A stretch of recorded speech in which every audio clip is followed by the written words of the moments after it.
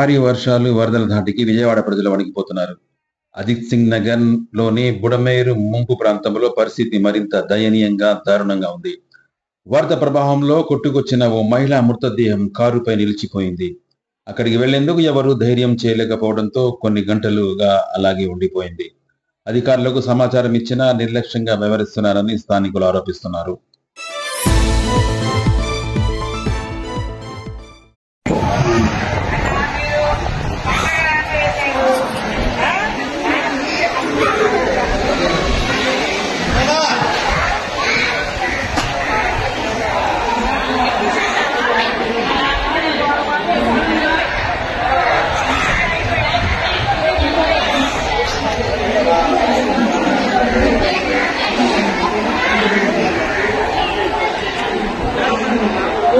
Thank you.